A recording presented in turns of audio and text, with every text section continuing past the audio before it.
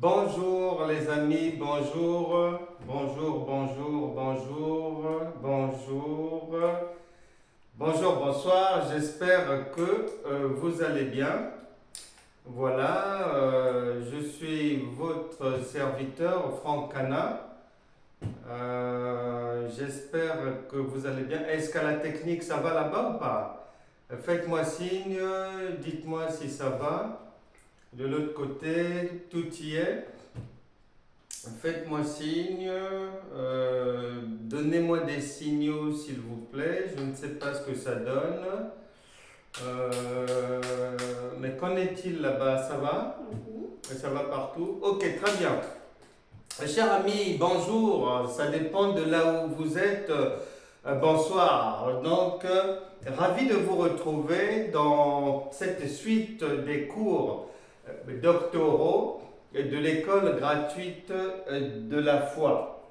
Donc, nos rendez-vous sont destinés, les cours doctoraux sont destinés aux personnes, aux enseignants, aux pasteurs qui veulent apprendre et qui veulent grandir dans la foi parce que la marche avec Jésus-Christ, c'est toute une école, c'est une vie humaine.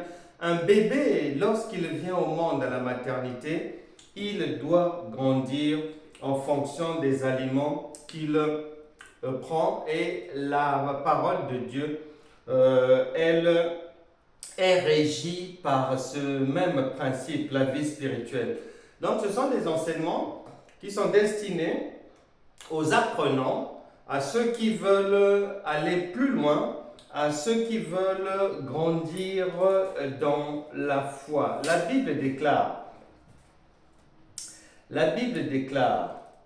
en Jean chapitre 3, versets 1 à 13 là-bas, il est mis en évidence le fait que le Seigneur Jésus a enseigné au docteur Nicodème.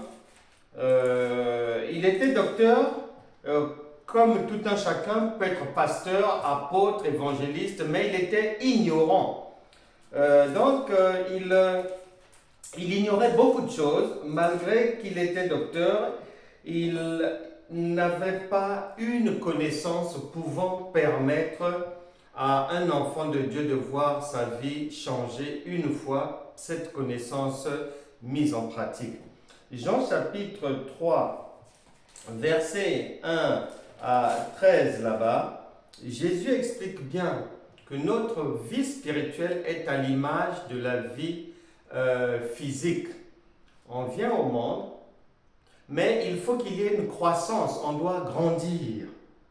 Et de la réussite de la vie, de l'exaucement de nos prières, va dépendre cette croissance-là. Malheureusement, beaucoup d'églises, beaucoup entre griffes, enfants de Dieu ne grandissent pas. Ils sont nés de nouveau, après ils ont 3 ans, mais toute la vie ils restent avec le même âge spirituel, 3 ans, faisant les mêmes choses, chantant les mêmes chansons, ayant la même connaissance, marchant, espérant des miracles de Dieu, alors que dans le crâne, ce sont des révélations de 1982, 1988. Ça ne marchera pas. Donc, l'école de la foi a pour mission, a pour ambition, non pas seulement de s'occuper des bébés spirituels, mais aussi de ceux qui sont à la crèche spirituelle, à l'école maternelle spirituelle, à l'école primaire spirituelle, au collège spirituel et à l'université spirituelle.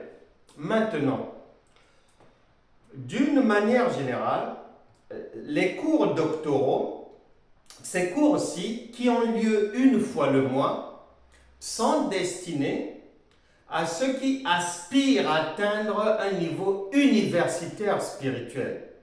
Donc, vous pouvez inviter les amis, n'oubliez pas de partager, inviter les proches, inviter les amis. Dites-leur que c'est le cours mensuel de l'évangéliste Franck Cana pour grandir tout le monde dans la foi, pour la formation des pasteurs, des diaconesses, des prophétesses, pour leur ajouter de la connaissance. Voilà, nous y sommes. C'est un cours qui a lieu une fois dans le mois. Il ne faut pas venir ici et après se dire « Ah oui, je ne comprends pas ou bien c'est compliqué ou pas. » Non, non, non. C'est un autre niveau. C'est un niveau supérieur pour une révélation fraîche afin qu'une fois que cette connaissance est mise en pratique, on est exaucé facilement par le Saint-Esprit. C'est bingo.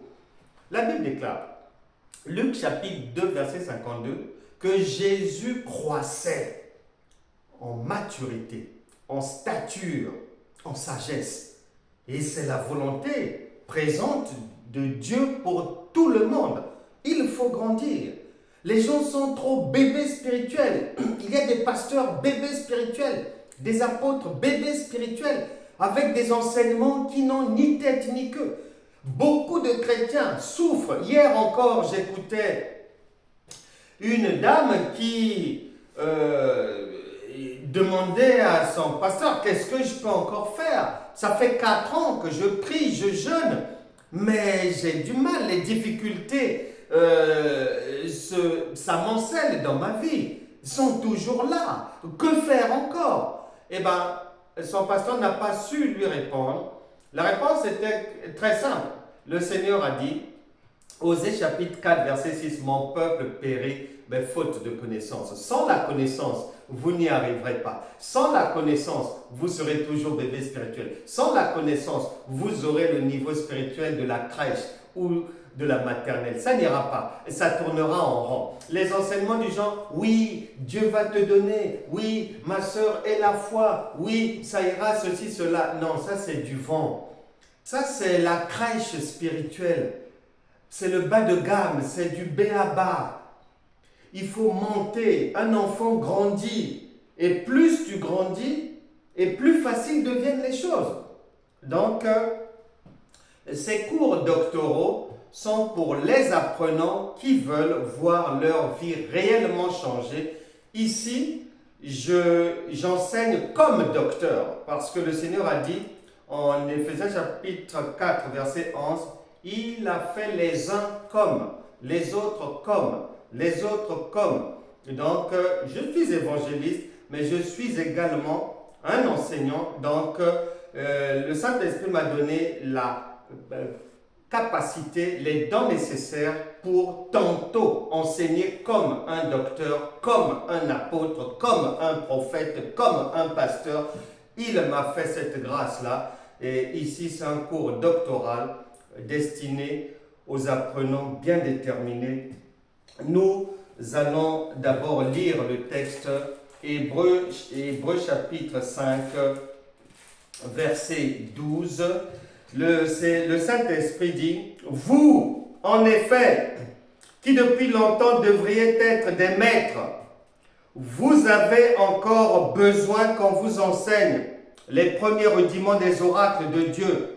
Vous en êtes venus avoir besoin de lait et non d'une nourriture solide.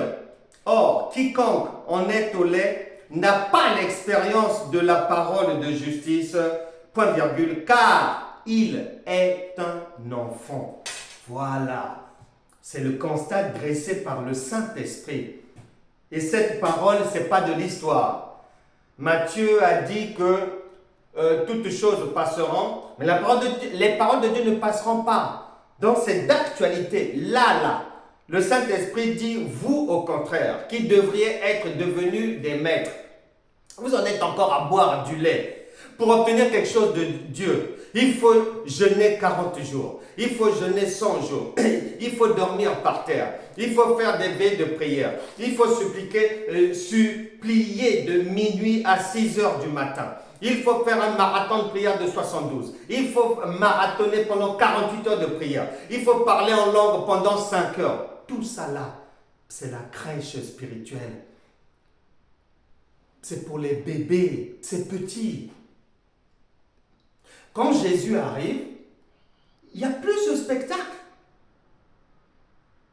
Parce qu'il a enseigné Une nouvelle connaissance avec des révélations fraîches et le résultat est là. Ma fille, va, qu'il te soit fait selon ta foi. Ma fille, ta foi t'a sauvée. À Bartimée, il a dit, que veux-tu que je fasse pour toi? Rabouni, que je recouvre la vue. Mais la Bible déclare, Jésus lui dit, mais recouvre la vue. Et il est écrit qu'il recouvra la vue immédiatement. Et il dira à Bartimée, va, ta foi t'a guéri. Donc c'est comme ça. Au centenaire Romain Matthieu chapitre 8, arrivé au verset 13, il dit, va, qu'il te soit fait selon ta foi. Voilà. Plus quelqu'un a la connaissance, plus ça devient simple. On ne souffre plus.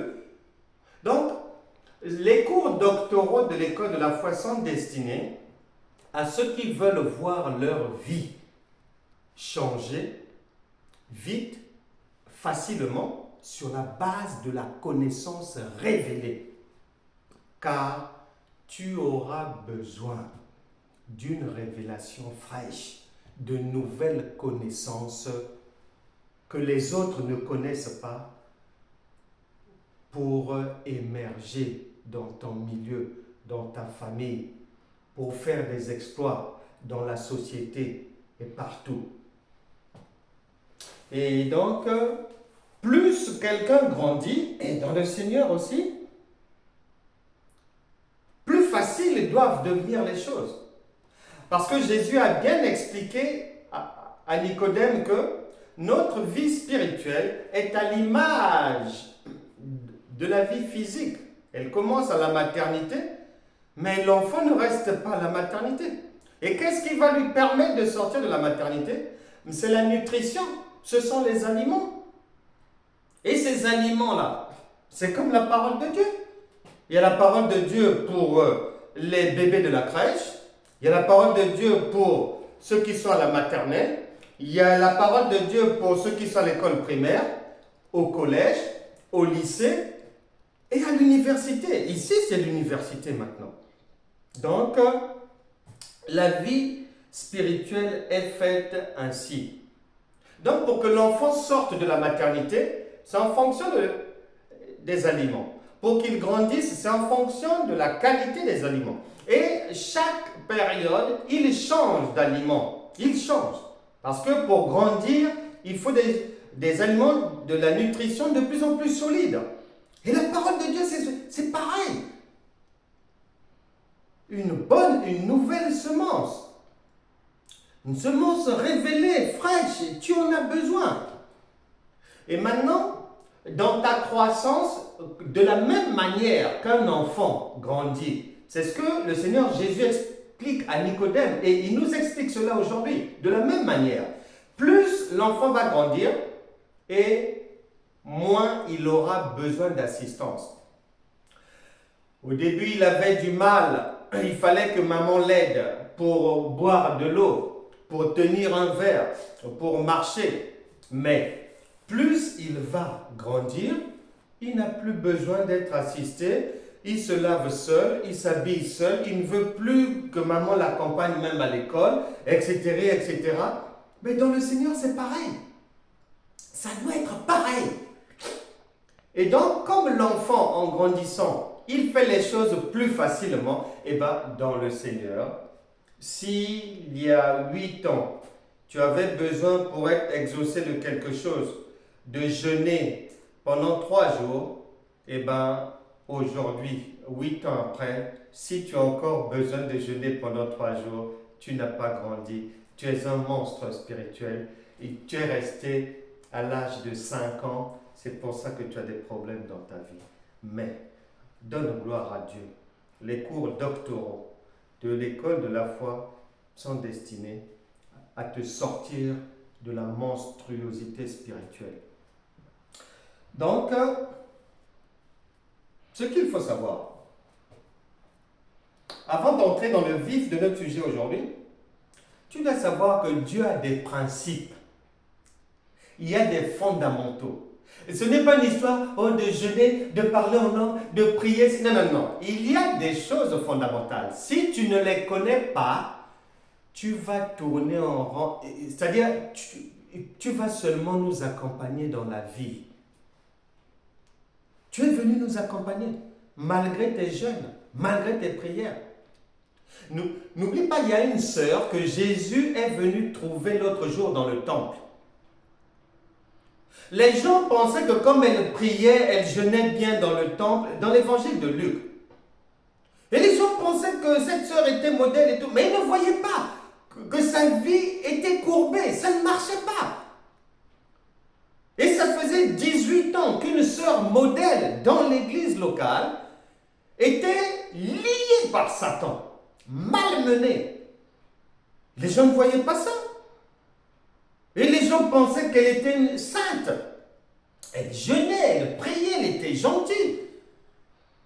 Mais heureusement que le Seigneur est venu, il a dit non, non, non, non. Tout n'est pas d'être là dans le temple, ça ne veut rien dire. Si tu n'as pas la connaissance qu'il faut pour repousser l'adversité et établir en toi ta divinité, prendre les promesses divines, ça ne sert à rien. Donc, il y a des principes de Dieu, des choses à savoir, parmi lesquels Jésus a dit dans Jean chapitre 19, verset 30, que tout est accompli. Cela veut dire quoi? Tout ce que tu liras dans l'Ancien Testament jusqu'à la venue du Seigneur Jésus-Christ au début de son ministère, cet intervalle-là, tout ça là, pendant 3 ans et demi, durant son ministère, Jésus-Christ va venir accomplir cela. Avant lui, c'était l'ombre. Lorsqu'il arrive, il vient établir la réalité. Donc, lorsque quelqu'un prend un verset biblique, je prends par exemple Matthieu chapitre 19, verset 5 à 6. L'homme quittera son père et sa mère, s'attachera à sa femme, les deux deviendront une même chair. Un verset connu même des païens, tellement populaire. Mais en fait, l'être humain, le chrétien qui fonctionne avec la chair ou avec l'intelligence humaine, pour lui, c'est le mariage humain. Un homme qui quitte chez ses parents physiquement va s'attacher avec une dame, ils deviennent fiancés, puis ils se marient. Et ça, c'est chez les hommes. Mais dans la pensée de Dieu, ce n'est pas ça d'abord. Puisque en Ésaïe 55, il a dit, verset 8, que vos pensées ne sont pas mes pensées, vos voix ne sont pas mes voix. Donc, si tu prends ce verset et que tu crois que ce que tu comprends des définitions des mots donnés par l'Académie française, si tu penses que c'est ce que Dieu dit, archi faux, puisque l'Écriture, Ésaïe 55, verset 8 à 9, vient te dire non, c'est faux, tu mens. Il ne s'agit pas de ça d'abord. La Bible déclare que Dieu a d'abord créé les cieux et ensuite la terre. Donc, les cieux, les choses non visibles à l'œil nu, les choses spirituelles.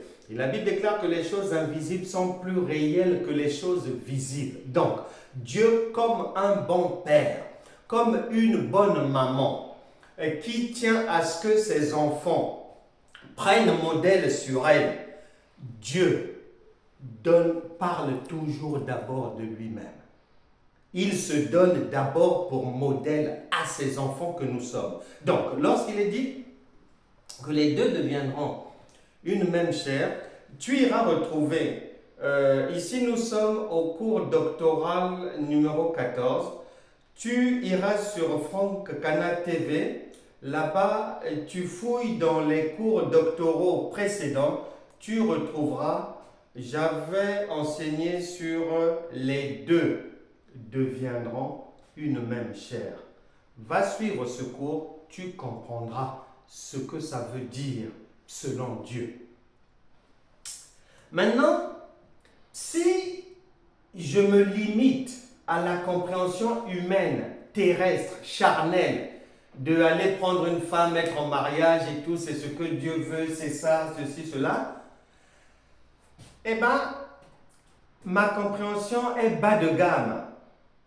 Et l'exaucement de ma prière en fonction de la compréhension limitée que j'ai de cette parole-là sera bas de gamme, puisque ma compréhension est éloignée de ce que Dieu veut d'abord dire. Donc ici, l'école de la foi a pour mission d'expliquer selon la pensée divine les Écritures. Pour qu'une fois que tu comprends cela, eh ben, Dieu t'attend, tu demandes ce que tu veux. Jean chapitre 15, verset 7, demandez ce que vous voudrez, si mes paroles restent en vous. Mes paroles dont il s'agit, c'est si ta compréhension se rapproche de mes pensées, demande, tu reçois. C'est comme une maman. Elle parle à son enfant et donne des instructions. Eh bien, c'est l'enfant qui retient le mieux ce que maman va dire, ce que maman donne comme instruction, qui aura le plus de cadeaux. Ça se passe comme ça. Donc, tous les actes des prophètes, Jésus-Christ va venir les accomplir. Donc, dans le cours doctoral, nous partirons toujours de l'ombre pour parvenir à la réalité. C'est-à-dire, nous prenons un passage, un verset, une écriture dans l'Ancien Testament dans l'ombre, certainement que tu comprends sur le sens humain, mais pas divin. Et je t'emmène par la démonstration, par l'échographie, parce que le sacrificateur a toujours son couteau pour découper l'agneau. Je dois te présenter l'agneau immolé. Maintenant, je dois éviter de te présenter cela mélangé, j'ai coupé la vésicule biliaire, ceci. Il y a beaucoup d'enseignements comme ça là, qui ne peuvent pas nourrir les gens. La vie ne peut pas avancer parce que quand le sacrificateur, le pasteur, a enseigné dans son découpage là, comme il ne connaît pas, il vous a aussi donné la vésicule biliaire. Il vous a donné des parties que la loi dit qu'il faut mettre à la poubelle. Vous, on vous donne ça à manger. Ça ne marchera pas. Donc ici, nous sommes là pour corriger ces choses, pour vous remplir de connaissances,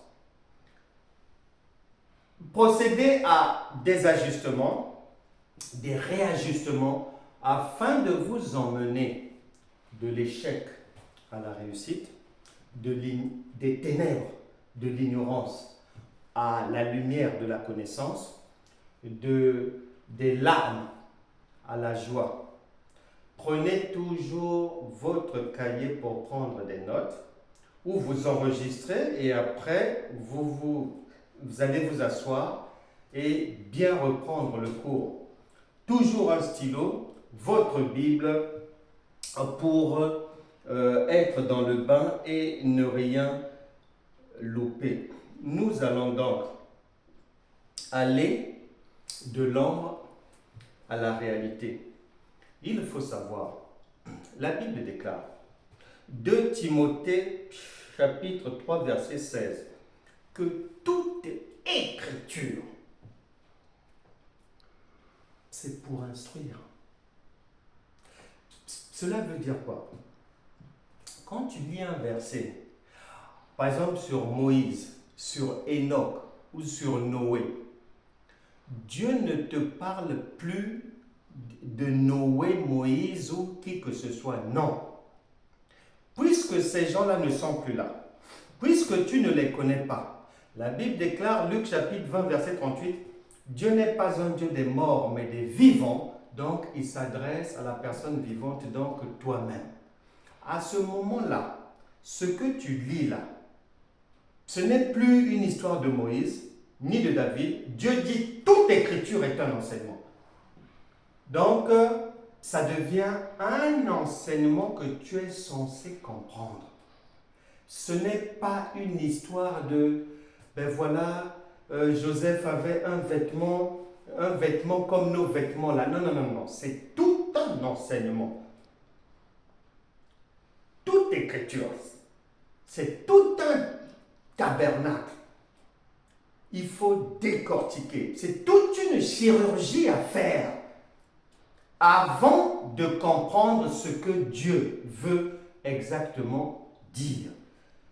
Pour aujourd'hui, pour ce cours numéro 14, il est intitulé « La tunique de Joseph ou le vêtement de Christ ». La tunique de Joseph ou le vêtement de Christ. C'est le cours doctoral numéro 14. Cours doctoral numéro 14. En introduction, nous sommes à Genèse, chapitre 37.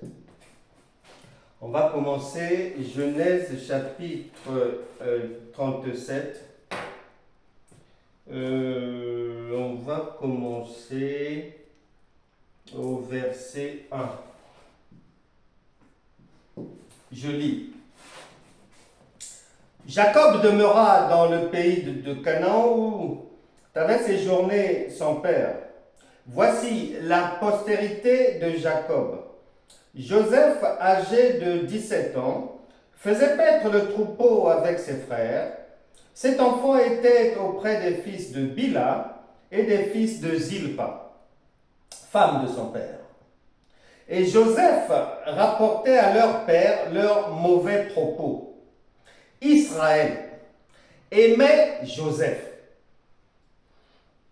plus que tous ses autres fils, parce qu'il l'avait eu dans sa vieillesse. Et il lui fit une tunique de plusieurs couleurs. Le vêtement de Joseph. La tunique de Joseph. Aujourd'hui, nous allons faire la chirurgie, l'introspection du vêtement de Joseph. Parce que ce n'est pas un vêtement comme vos vêtements là.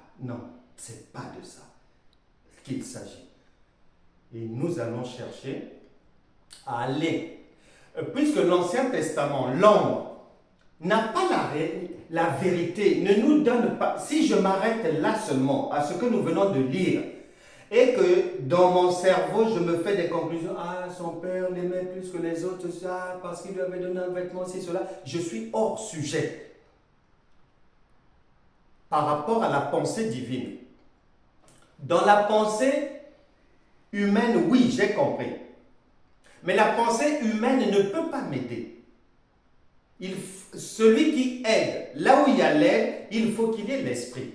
Or, l'esprit, c'est la pensée divine. Nous allons faire toute une chirurgie pour aller trouver le morceau qu'il faut de l'agneau, pour bien l'immoler maintenant, afin qu'une fois qu'on a immolé l'agneau, cet agneau qu'on va manger par la parole, c'est ça qui donne la vie.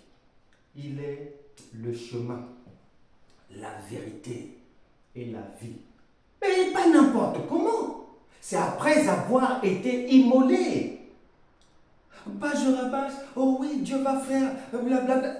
Le crâne vide de compréhension. Et Dieu va faire, oui, nous sommes la tête et non la queue, blablabla. Mais les gens souffrent toujours. Parce qu'on leur donne un agneau non immolé. C'est cru.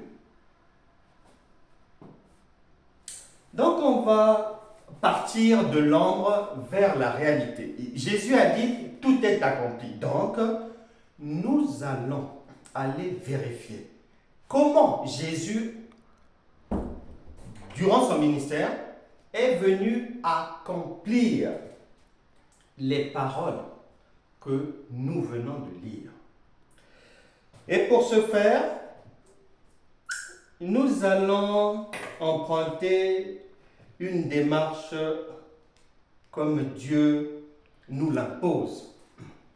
Parce que le sacrificateur ne fait pas ce qu'il veut. Il travaille pour quelqu'un. J'ai un employeur, Dieu. Mon employeur, c'est Dieu. Et j'ai des instructions. La Bible déclare en Hébreux chapitre 12, verset 2 que Jésus, ayez les regards sur Jésus, qui est le chef et le consommateur de notre foi. Donc, je dois lui présenter. Il surveille la préparation que je vais faire. Il faut que l'agneau soit bien immolé, parce que c'est la nourriture immolée qui donne la vie. Nous allons donc dans ce travail chirurgical. On a lu que Jacob, c'est le père de Joseph. Il a des enfants. Et il vient avoir Joseph dans sa vieillesse. Et il est souligné qu'il aimait beaucoup. Joseph venait lui donner des informations au sujet des autres. D'entrée de jeu, comme Dieu dit, vos pensées, Ésaïe 55, versets 8 et 9, vos pensées ne sont pas mes pensées, vos voix ne sont pas mes voix, donc nous sommes interpellés. Donc, certainement, dès qu'on commence, Jacob demeura dans le pays. On va chercher à savoir, est-ce que Jacob là, c'est un individu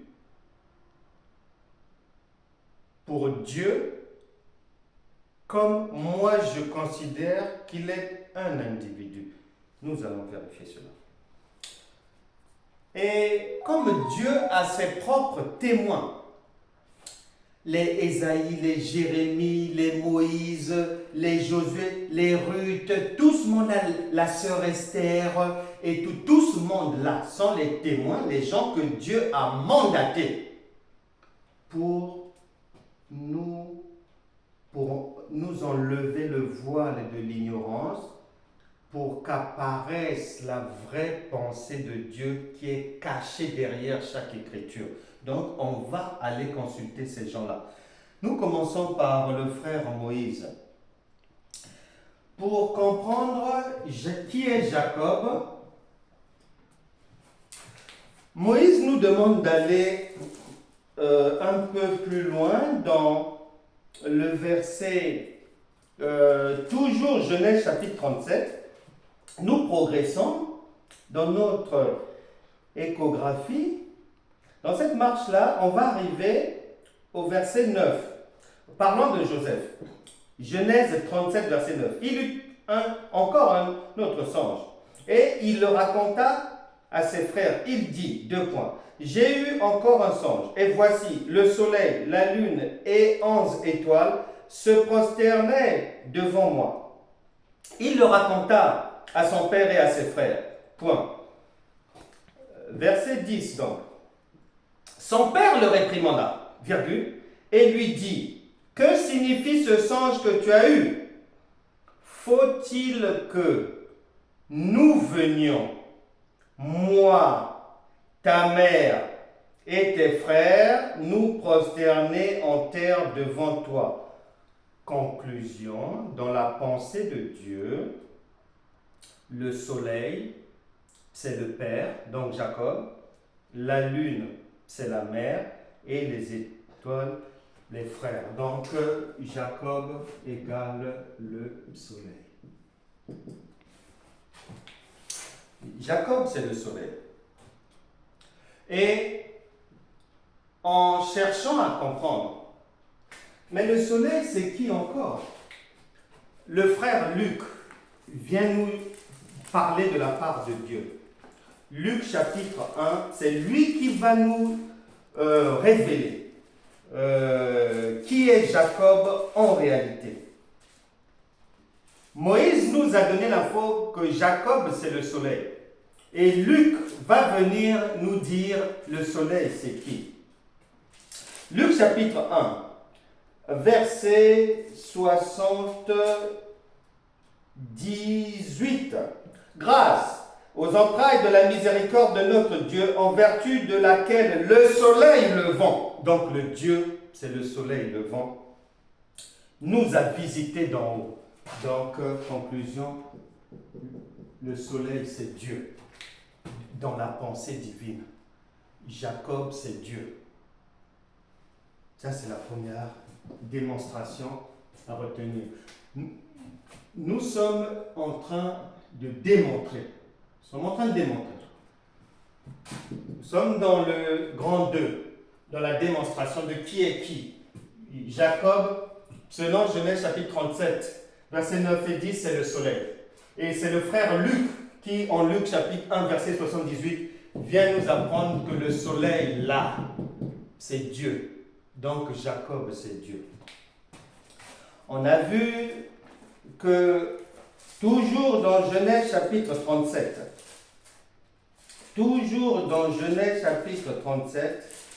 donc tu dois savoir aujourd'hui, lorsque tu étudies, tu médites la parole de Dieu, quand tu lisais Joseph et ses frères, ceci, cela, son père Jacob, blablabla. Non, ce n'est pas de Jacob qu'il s'agit dans la pensée de Dieu, c'est Dieu lui-même. Voilà. Ensuite, il est dit au verset 3 que Israël aimait Joseph. Israël aimait Joseph. Maintenant, le Père, la démonstration, la révélation vient de nous indiquer qui est le Père, Joseph. Maintenant, on va chercher à savoir le Fils, c'est qui, Joseph? Jacob, le Père, c'est bon. Nous recherchons Joseph maintenant. Alors, on va solliciter des frères qui vont pouvoir, des témoins de Dieu, nous orienter pour savoir ce Joseph-là. Oui, je connais dans la vie des Joseph. Est-ce que Dieu parle aussi d'un genre de Joseph humain que je peux connaître? Nous allons le savoir par la démonstration. Il y a un frère, on va appeler le frère Matthieu, parce que lui connaît des choses. Il a vécu, il vit, il connaît le Seigneur très bien, physiquement, donc il a dû entendre des choses. Matthieu chapitre 3, verset 17. Et voici, une voix fit entendre des cieux ces paroles. 2 points.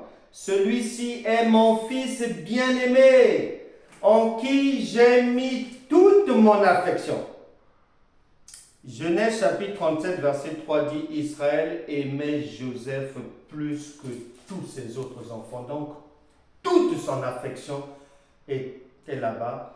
Et c'est le frère Matthieu qui vient nous révéler en Matthieu chapitre 3, verset 17, que le Joseph là, selon les hommes, c'est un homme comme ça, mais en fait, dans l'ombre, c'est Joseph, mais dans la réalité, c'est le Seigneur Jésus. Nous avons l'information. Matthieu chapitre 3, verset 17. Tu vas me dire, mais comment est-ce que tu peux en arriver à cette conclusion? Je te dis tranquille. Dieu a tout prévu comme explication. La Bible m'interdit, nous interdit d'inventer quoi que ce soit. Donc, je suis dans l'obligation de faire intervenir un autre témoin de Dieu qui va venir confirmer ce que Matthieu a dit. On va faire entrer le frère Jean. Lui aussi, il a vu physiquement le Seigneur. Jean chapitre 8. Jean chapitre 8, verset 58. Jésus leur dit, en vérité, je vous le dis, avant qu'Abraham fût, je suis. Il est avant Abraham, donc conclusion, oui, effectivement, puisque Joseph est venu même après Abraham, donc il confirme que c'est bel et bien lui. Le témoin Matthieu chapitre 3 verset 17 et le frère Jean chapitre 8 verset 58 viennent tous deux. La Bible déclare que le témoignage de 2 hommes est recevable. Donc nous acceptons que le Joseph dont il s'agit dans l'ombre, dans la réalité, c'est le Seigneur. Voilà. Nous poursuivons. Jacob, donc, c'est Dieu. Joseph, donc, c'est Christ. La démonstration est faite. Nous poursuivons maintenant. On sait que ce Joseph avait un vêtement confectionné par le Père. Donc, Dieu a confectionné un vêtement pour le Seigneur Jésus. Maintenant, on va chercher à savoir qu'est-ce que ce vêtement avait de particulier. Quelles sont les caractéristiques de la tunique de Joseph qui font que c'est quelque chose d'à part? Quelles sont ces caractéristiques? Donc nous allons toujours progresser par la démonstration, par la méditation des Écritures. Il n'y a qu'elles qui peuvent nous permettre et faire en sorte que la lumière puisse jaillir. La Bible déclare l'une des premières caractéristiques de la tunique de Joseph, puisque nous savons que Jacob c'est Dieu, Joseph c'est Jésus. Allons dans Éphésiens chapitre 3 verset 10. Éphésiens, le frère Paul va nous aider aussi. Éphésiens chapitre 3 verset 10. Éphésiens chapitre 3 verset 10. Il est dit ceci: car tous ceux qui s'attachent aux œuvres de la loi Éphésiens chapitre 3 verset... non, c'est pas ça. Je cherche la sagesse infiniment variée de Dieu.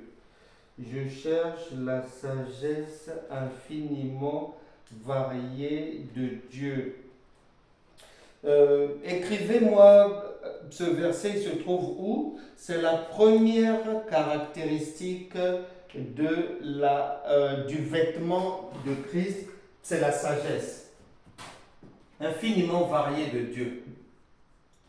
La sagesse infiniment variée de Dieu. Caractéristique number one de la tunique de Joseph. Ensuite, dans cette tunique, qui n'est pas un vêtement habituel, il y a des choses qui viennent d'en haut. Ce n'est pas pour rien que Jacob, Dieu, a confectionné lui-même ce vêtement. Tout ce qui vient de Dieu est particulier. Tout ce qui vient de Dieu, il y a une particularité, est particulier. Hormis la sagesse, il a donné ce vêtement à Joseph. Dans ce vêtement, on retrouve Éphésiens chapitre 4. Dans ce vêtement, nous retrouvons Éphésiens chapitre 4, verset 11. Il est dit ceci: et il a donné, le Père Jacob a confectionné un vêtement, une tunique, et qu'il a donné à son fils. Or, nous savons maintenant qui est qui là-dedans. Et il nous est dit en Éphésiens chapitre 4, dans ce qu'il avait donné là, dans la tunique, il a donné les uns comme apôtres, les autres comme prophètes, les autres comme évangélistes, les autres comme pasteurs et docteurs. L'une des caractéristiques de ce vêtement, hormis la sagesse infiniment variée de Dieu, il y a les ministères qu'il a donnés.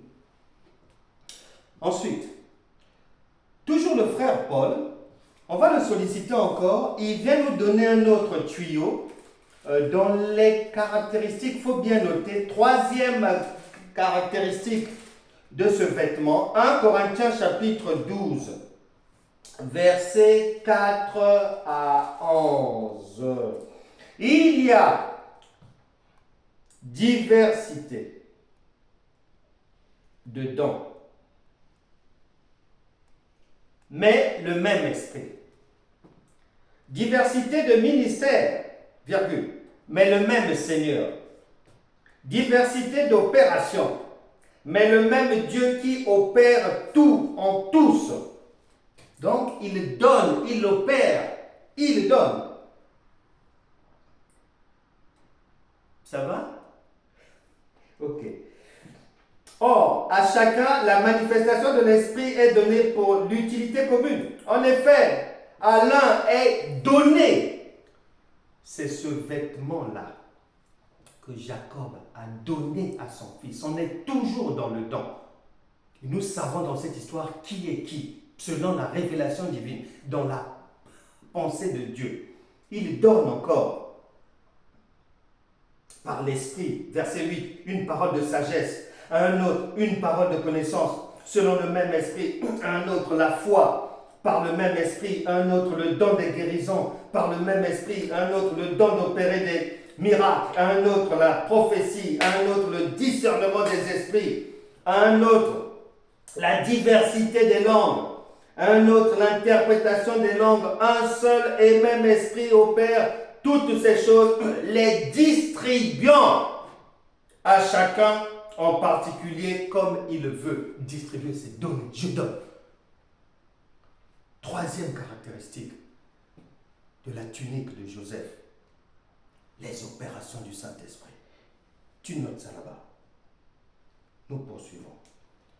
Ensuite, tu noteras que dans cette tunique-là, l'une des caractéristiques, lorsque le frère Paul vient nous éclairer que l'une des caractéristiques, c'est que dans ce vêtement qui est donné, il y a Éphésiens chapitre 4, verset 11, le frère Samuel, déjà dans l'ombre, nous avait éclairé en amont.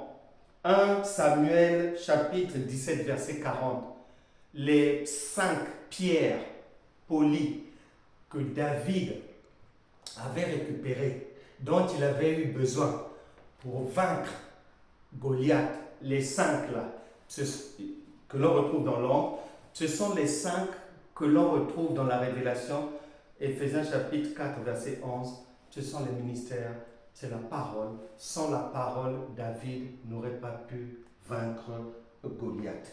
Donc, caractéristique encore de ce vêtement de la tunique, c'est la parole, les ministères. Ensuite, il y a aussi dans cette tunique-là, l'une des caractéristiques, on trouve aussi les 4 évangiles et d'autres caractéristiques encore. Nous courons derrière le temps. On y reviendra, on rentrera dans d'autres détails encore de la révélation. Mais pour aujourd'hui, poursuivons la chirurgie par les couleurs maintenant du vêtement de Joseph. C'est un vêtement avec des caractéristiques particulières, oui. Mais un vêtement a toujours eu au moins une couleur. Mais nous savons que le vêtement de Joseph avait plusieurs couleurs. Donc pour nous, comme nous savons que Dieu ne nous parle pas de ce vêtement, de cette blouse blanche, non. Il ne parle pas de ce pull bleu, non. C'est un vêtement d'un autre genre. Et nous venons d'en extraire de l'agneau les caractéristiques. Maintenant, les couleurs de ce vêtement. On va rappeler encore le frère Paul, qu'il vienne nous donner la première couleur du vêtement intitulé la tunique de Joseph. Et il nous la donne dans la Révélation en 1 Thessaloniciens, chapitre 5, 1 Thessaloniciens, chapitre 5, verset 8. L'amour. Première couleur du vêtement de Joseph, de la tunique de Joseph, l'amour. Mais nous qui sommes du jour, virgule, soyons sobres, ayant revêtu la cuirasse de la foi et de l'amour, et ayant pour casque l'espérance du salut. Dans d'autres versions, l'amour est remplacé par la charité. C'est pareil. Revêtu l'amour. Première couleur, écrit ça là-bas, de la tunique de Joseph. L'amour. C'est pour ça que tout le monde sait que Dieu est amour. L'amour. Deuxième couleur. Deuxième couleur. Éphésiens chapitre 6. Le frère Paul va beaucoup nous aider aujourd'hui à passer de l'ombre à la réalité. C'est-à-dire à rentrer dans la maison du Seigneur et à trouver, parce qu'une maison, il y a plusieurs chambres. Et beaucoup ne trouvent pas la chambre de Dieu. Et là, le frère va nous aider à trouver la chambre du Seigneur. Parce que quand tu trouves la chambre du Père, tu fais ta demande, tu es exaucé. Hein? Tu sors de la chambre avec quelque chose en poche, c'est sûr. Éphésiens chapitre 6. Éphésiens chapitre 6, nous sollicitons encore le frère Paul. Éphésiens chapitre 6, il va nous éclairer sur la deuxième couleur du vêtement, la tunique de Joseph. Éphésiens chapitre 6. Éphésiens chapitre 6, on va aller toucher verset 14. Tenez donc ferme. Ayez à vos reins la vérité pour ceinture, revêtez, vêtements, revêtez la cuirasse de la justice. La deuxième couleur du vêtement, la tunique de Joseph. Revêtez la cuirasse de la justice. Marches-tu dans la justice? Es-tu dans la fraude? Fais-tu des faux témoignages? Es-tu dans le mensonge? Parce que le mensonge, c'est l'injustice. Et le père du mensonge, Jean chapitre 8, verset 44, le frère Jean est formel. Il a entendu de Dieu. Et il nous le dit que le père de tous les menteurs, c'est le diable. Es-tu juste dans ta vie? Parce que le frère Jean dit encore, en Jean chapitre 9, verset 31, que Dieu n'exauce pas les pécheurs. Tu as peut-être rectifié ton âge. Et tu jeûnes et tu pries, pensant que Dieu va t'exaucer. Non.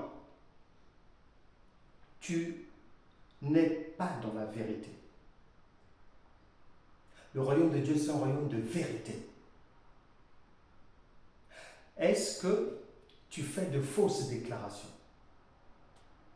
Est-ce que tu marches avec les documents d'une autre personne? Est-ce que tu as usurpé quelque chose qui appartient à quelqu'un? Est-ce que tu ne payes pas tes dettes? Est-ce que ton comportement est mafieux, escroc, malhonnête? Où en es-tu avec ça? Où en es-tu avec ça? Est-ce que tu marches dans la vérité? Parce que Apocalypse chapitre 22 verset 15. Dehors les chiens, les enchanteurs, les impudiques, les meurtriers, idolâtres et quiconque aime et pratique le mensonge. quelle est la couleur de ton vêtement? Est-ce la séduction? Est-ce le commérage? Que portes-tu comme tunique? C'est quoi? Pour que ta vie ne marche pas. Tu accuses les autres, pourquoi? Écoute, 1 Jean chapitre 5, verset 18. 1 Jean chapitre 5, 18. Nous savons que quiconque est né de Dieu ne pêche point. Mais celui qui est né de Dieu se garde lui-même. Et le malin ne le touche pas. Mais comment est-ce que toi, chrétienne, tu prétends, tantôt c'est femme de nuit, mari de nuit, ou persécuté au travail, ou malmené par le mari, attaqué, parce que soi-disant tu es chrétienne. Dieu dit non. Celui qui a le vêtement qui a la bonne couleur, le malin ne le touche pas. Et il ne pêche pas. Cela veut dire, si ces choses t'arrivent, c'est pas parce que tu es enfant de Dieu, non. Les histoires de, voilà, on m'attaque dans ma famille, on ne m'aime pas parce que je suis dans le Seigneur, voilà au travail, comme j'ai la lumière de Dieu, oh on me repousse, on me rejette, oh vraiment, mes sœurs ne m'aiment plus parce que je prie, ah moi, même dans l'église, comme je suis une femme de prière, il y a la jalousie, Dieu dit non, tu mens. Celui qui est de Dieu, le malin ne peut pas le toucher. L'adversité ne peut pas venir vers elle, vers lui, s'il ne pêche pas. Vérifie les couleurs de tes vêtements à partir de maintenant. Autre couleur de la tunique de Joseph. Autre couleur. Dans l'ombre, il est dit, Exode chapitre, on va dans l'ombre, faisons venir le frère Job. Lui aussi connaît des choses. Et il va nous dire, Job chapitre 29, il va nous donner une autre couleur de la tunique de Joseph, qui en fait, comme Joseph c'est Jésus, du vêtement du Seigneur. Job chapitre 29, verset 14. Je me revêtais de la justice et je lui servais de vêtement. Écrit là-bas, une autre couleur de la tunique de Joseph, le vêtement de Christ, c'est Job chapitre 29, verset 14, la justice.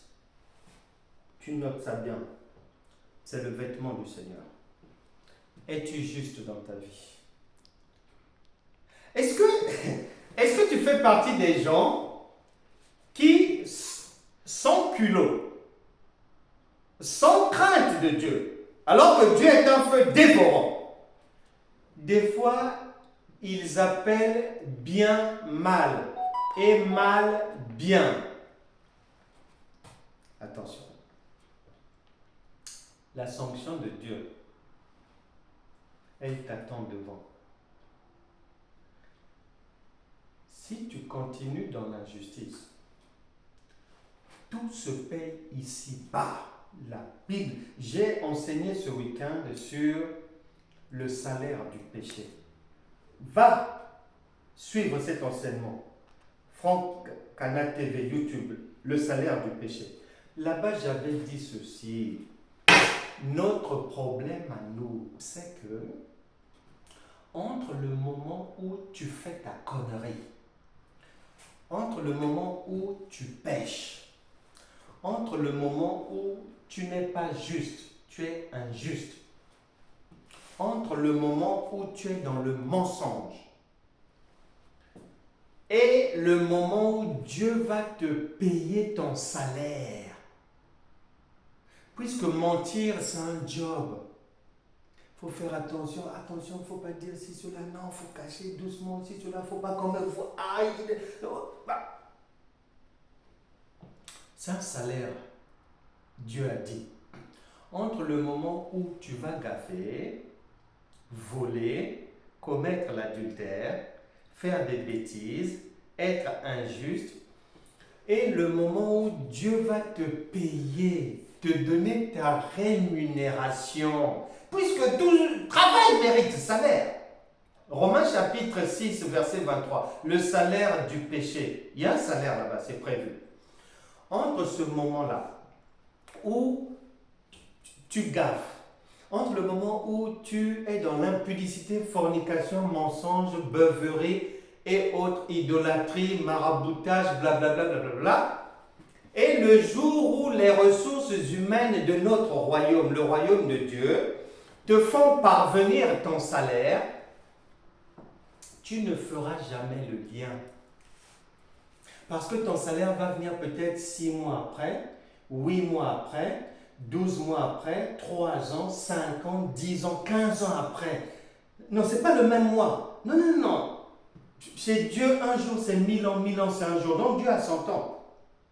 Quand le gourdin va te tomber sur la tête, tu ne feras jamais le lien que là je suis en train de recevoir ma rémunération. Et la rémunération, c'est quoi? Soit Dieu va envoyer un feu, soudainement, le mari ne t'aime plus. La femme ne te supporte pas, dispute, violence, crachat, injure, devant le tribunal là-bas, divorce. Tu reçois ton salaire. Tu étais bien, pauvre, un petit tour à l'hôpital pour vérifier quelque chose, le diagnostic tombe, cancer de l'utérus. Tu as reçu ton salaire. Tout était bien et tout, pof, un jour l'information arrive, comme Job, oh non, l'enfant est maintenant dans la drogue. Tu as reçu ton salaire. Ton salaire, nous dans notre royaume, on ne te le donne pas forcément directement à toi, même à ta descendance. C'est prévu dans Exode, que Dieu bénit jusqu'à 1000 générations, il maudit jusqu'à la 3e et la 4e génération. Es-tu juste? Portes-tu un vêtement de justice ou d'injustice? Si c'est là, je préfère te demander de procéder à une vérification. Parce que la Bible déclare 2 Corinthiens chapitre 13 verset 5, examinez-vous vous-même pour savoir si vous êtes encore dans la foi, c'est-à-dire si vous êtes encore clean. Parce que si tu n'es pas clean, si tu ne réajustes pas, si tu ne reviens pas, si tu ne te réponds pas, si tu n'abandonnes pas, si tu ne changes pas, écoute, nous sommes sous le soleil ici. C'est-à-dire la certitude que je peux t'apporter, c'est que ton salaire, tu l'auras. Puisque c'est Dieu lui-même qui a dit que l'ouvrier mérite son salaire. Et le premier modèle en exemplarité en termes d'employeur, c'est Dieu. Il te donne ton salaire. Si c'est le bien, tu reçois les bénédictions. Si c'est le mal, tu reçois les malédictions, divorce, maladie, désastre, chômage, répudiation, convocation en conseil de discipline, tour au prud'homme, révocation, bagarre par-ci, procès perdu, etc., etc. Nous poursuivons. Nous sommes dans les couleurs de ce vêtement. Les couleurs de ce vêtement. Nous cherchons les couleurs de ce vêtement. Éphésiens chapitre 4, le frère Paul, il va beaucoup nous aider aujourd'hui, ce frère. Éphésiens chapitre 4, verset 20.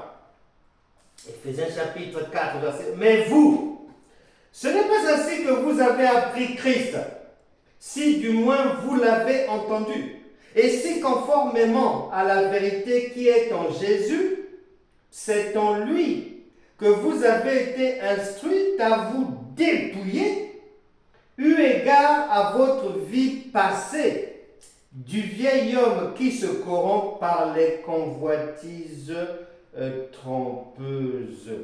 Es-tu dépouillé? Parce que le dépouillement est l'une des couleurs de ce vêtement. Colossiens chapitre 3. Colossiens chapitre 3. Colossiens chapitre 3. Nous poussons au verset 14. Mais, par-dessus toutes ces choses, revêtez-vous, vêtements toujours, revêtez-vous de la charité qui est le lien de la perfection. Il y a l'homme nouveau. Il y a la charité. Il y a Colossiens chapitre 3, verset 12 aussi. Ainsi donc, comme des élus de Dieu, saints et bien-aimés, revêtez-vous, c'est toujours le vêtement, revêtez-vous d'entrailles de miséricorde. Es-tu miséricordieux? As-tu la compassion quand l'autre souffre? Ou bien ça ne te dérange pas d'aller faire un faux témoignage?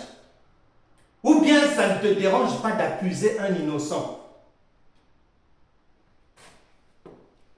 Entrailles de miséricorde.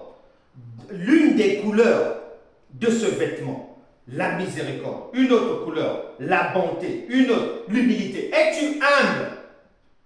Beaucoup de chrétiens orgueilleux. Et se pavanant avec une fausse humilité. La douceur, une autre couleur de ce vêtement. Revêtez-vous de douceur, de patience. Et nous poursuivons. Nous sommes dans l'échographie, la chirurgie consistant à extraire, expurger les différentes couleurs du vêtement, la tunique de Joseph, qui en réalité est le vêtement de Christ. Comment nous savons que c'est le vêtement de Christ? Eh bien, les témoins de Dieu vont nous le dire simplement. On va appeler le frère Paul encore. Paul vient nous parler un peu et il nous convoque à Romains chapitre 13, ce vêtement, la couleur. Romains chapitre 13, verset 14. Mais revêtez-vous du Seigneur Jésus-Christ. Voilà, le Seigneur Jésus, c'est un vêtement, c'est ce vêtement-là. Le Seigneur Jésus, c'est ce vêtement-là, nous y sommes. La tunique de Joseph, dans l'ombre, dans la réalité, c'est le Seigneur Jésus. Nous y sommes. Nous y sommes. Revêtez-vous du Seigneur Jésus-Christ et n'ayez pas soin de la chair pour en satisfaire les convoitises. Raison pour laquelle, comme ce vêtement, la couleur fondamentale, la charpente, c'est le Christ. Raison pour laquelle la sœur de Luc chapitre 8, elle, comme elle avait compris ça, elle avait tenu à tout prix à aller toucher ce vêtement. Parce qu'elle touchait Dieu lui-même, Christ. Luc chapitre 8, on va finir par là pour aujourd'hui. Luc chapitre 8, verset 43. Or, il y avait une femme atteinte d'une perte de sang depuis 12 ans et qui avait dépensé tout son bien pour les médecins, sans qu'aucun n'ait pu la guérir. Elle s'approcha par derrière et toucha le bord du vêtement de Jésus. Au même instant, la perte de sang s'arrêta et Jésus dit, « Qui m'a touché ?» Comme tous se sont défendus, Pierre et ceux qui étaient avec lui dirent, « Maître, la foule t'entoure et te presse et tu dis, qui m'a touché ?» Mais Jésus répondit, « Quelqu'un m'a touché, car j'ai connu qu'une force était sortie de moi. » La femme, se voyant découverte, vint toute tremblante se jeter à ses pieds et déclara devant tout le peuple pourquoi elle l'avait touché et comment elle avait été guérie à l'instant. Jésus lui dit, « Ma fille, ta foi t'a sauvée, va en paix. » Nous avons maintenant touché le vêtement du Seigneur. Et par la démonstration partie de l'ombre, nous sommes arrivés dans la réalité à venir comprendre que en fait la tunique de Joseph, c'est le vêtement du Seigneur, c'est le Seigneur lui-même. Et cette sœur, une fois qu'elle a touché, elle a eu la guérison, elle a eu le secours. Nous allons maintenant déclarer, puisque le Seigneur n'a fait que déclarer. Une fois que tu trouves, nous venons de faire tout un parcours, toute une échographie, pour aller comprendre. Quand Dieu parle de la tunique de Joseph, les Jacob et compagnie, de quoi s'agit-il au juste? Parce qu'il ne s'agit pas des définitions, de la compréhension que me donne l'Académie française de Larousse et tout, dans la pensée de Dieu, puisque dès le départ, nous sommes avertis par Ésaïe 55, versets 8 à 9, que mes pensées ne sont pas vos pensées, vos voix ne sont pas mes voix. Mais comme il nous a dit que toute écriture est tout un enseignement, nous avons fait l'effort doctoral d'aller de l'ombre à la réalité, de dépecer l'agneau pour l'immoler. Nous l'avons immolé, on n'a pas touché à la vésicule biliaire, tout est nickel. On a trouvé que ce vêtement-là, en fait, c'est le Christ. C'était préparé dans l'ombre et le Seigneur Jésus lui-même, Jean chapitre 19, verset 30, il a dit qu'il a tout accompli. Donc, nous avons eu les preuves qu'il était venu accomplir cela. La séquence de la tunique de Joseph là-bas, l'acte en lui-même, dans la révélation, dans la réalité, Jésus est venu accomplir cet acte de la tunique en Luc chapitre 8, versets 43 à 48. Que chacun ouvre maintenant son cœur devant le Seigneur. Nous l'avons trouvé. On vient d'immoler l'agneau. Que chacun demande simplement pardon pour ses péchés. Jésus a dit, il vient de dire, simplement, ma fille, ta foi t'a sauvée, va en paix. Que toute personne ici présente au son de ma voix, qui a compris là où le Seigneur voulait l'emmener, qui a compris les nouvelles révélations que Dieu, par notre bouche, a mises à sa disposition aujourd'hui, au nom puissant de Jésus, que chacun reçoive maintenant ce qu'il attend dans sa vie. Tu le reçois par la foi. Si tu es en attente d'un titre de séjour, tu l'as. Le doigt de Dieu signe cela pour toi, il n'y a pas de problème. Si c'est une maladie, le Seigneur dit, ta foi t'a sauvé.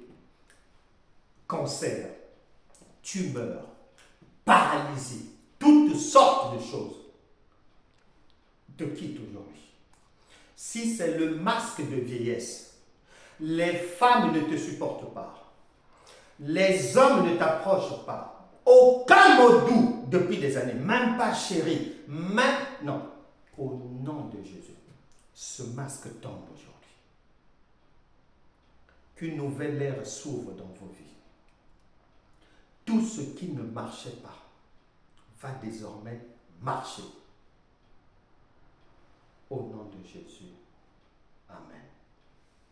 Voilà les bien-aimés. Nous sommes arrivés au bout dans le temps qui nous est imparti de ce cours doctoral intitulé « La tunique de Joseph ou le vêtement de Christ ». Démonstration a été faite, on a pris le temps mais nécessaire pour aller mettre sur la table l'essentiel de l'agneau que nous avons immolé ensemble ici. N'hésitez pas à partager, n'hésitez pas à m'écrire. Vous avez mes coordonnées un peu partout sur les réseaux. Vous pouvez m'écrire, poser des questions, je répondrai. Vous pouvez appeler, je répondrai. Besoin de conseils, besoin de prière, il n'y a pas de problème. J'y répondrai, il n'y a pas de problème. Vous êtes les bienvenus. Je rappelle que je serai en conférence le samedi 17 février à l'île de la Martinique, précisément sur la commune de Sainte-Marie. Venez au lieu dit Habitation Vieux. Ça sera à Anse-Charpentier, à Sainte-Marie. Dès 15 h, nous lançons les hostilités contre les mauvaises choses.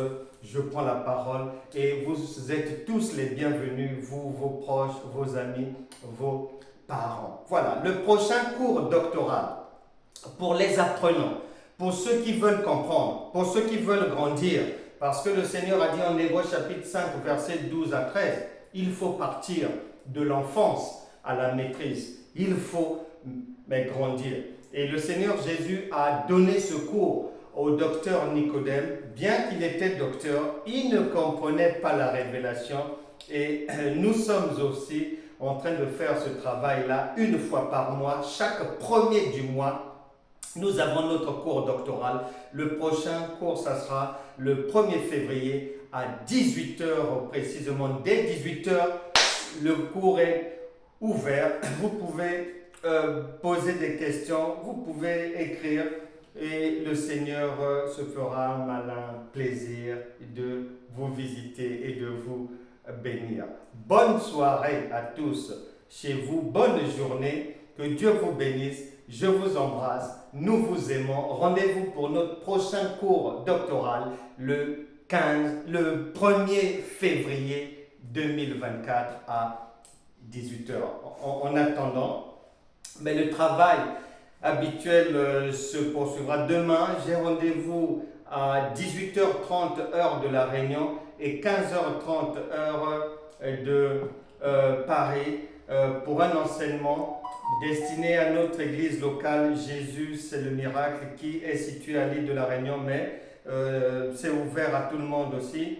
Et puis jeudi, j'ai rendez-vous à 23h30 avec les bien-aimés de notre église locale à la Martinique pour un autre enseignement, et il sera 23h30 à Paris et à la Martinique 18h30. Dimanche, j'enseigne à 7h heure de Paris, 10h heure à La Réunion. Que Dieu vous bénisse, vous pouvez vous joindre à nous, vous en faites la demande, vous allez être avec nous via Skype lors des enseignements si vous n'êtes pas géographiquement avec nous. Soyez bénis, vous et vos proches. À très bientôt. Au revoir.